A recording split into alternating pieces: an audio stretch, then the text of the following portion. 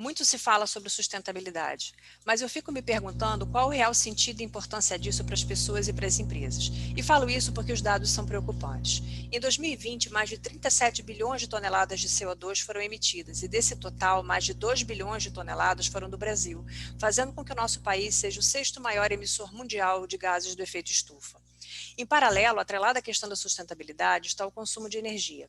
Embora nos últimos 20 anos tenhamos tido uma diversificação das fontes renováveis, ainda temos uma forte dependência das usinas hidrelétricas, o que em períodos de crise hidrológica, como o que está acontecendo agora, faz com que a energia fique muito cara e se torne uma grande vilã no cenário organizacional.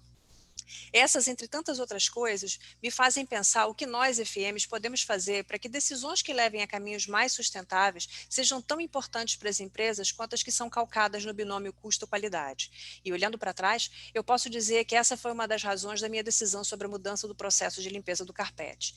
Essa mudança não foi nem simples nem rápida. Foram inúmeras etapas com vários testes e times trabalhando juntos de modo que eu pudesse ter certeza da eficiência e da segurança do novo processo antes da tomada de decisão.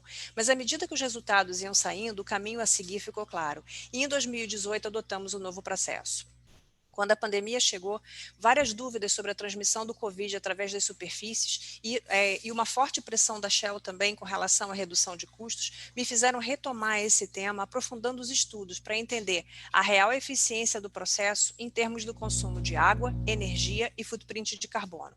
Para poder fazer esse estudo, eu utilizei um site da Shell no Rio com uma área carpetada de 8.450 metros quadrados.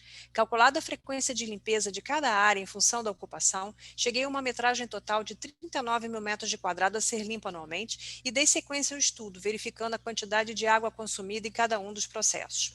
O processo a seco se mostrou 96% mais eficiente do que a água e consumiu 15 litros a menos de água do que o processo tradicional. 15 mil litros equivalem a 75 mil copos de água ou a 7.500 pessoas hidratadas. Depois da água, passei a avaliar a energia, considerando não só a energia consumida pelos próprios equipamentos de limpeza, como também a energia usada pelo ar-condicionado, que é imprescindível para a secagem do carpete quando se faz o processo à água. Esse pequeno detalhe faz toda a diferença na eficiência do processo. E no caso desse site especificamente, a eficiência do processo a seco em termos energéticos chegou a 99,98%, número que fala por si só. Por fim, eu passei tudo isso para footprint de carbono e cheguei a um valor superior a 37 toneladas de CO2 que só esse site da Shell deixa de emitir em função de um processo básico e obrigatório nas operações de facilities. Ou seja, com as 37 toneladas de CO2, deixamos de cortar 265 árvores, deixamos de gastar mais de 21 mil litros de gasolina ou 80 botijões de gás e deixamos de percorrer uma distância de mais de 213 mil quilômetros, o que corresponde a 5 voltas ao redor do mundo. É muita coisa. Se a gente voltar ao que eu falei no início dessa apresentação, olha a nossa responsabilidade enquanto profissionais de procurar caminhos sustentáveis que reduzam a quantidade de energia utilizada e que diminuam as emissões de carbono, ajudando a melhoria do meio ambiente. Então, resumindo, quando a gente olha o processo de limpeza de carpete a seco de uma forma holística, o que a gente precisa ressaltar?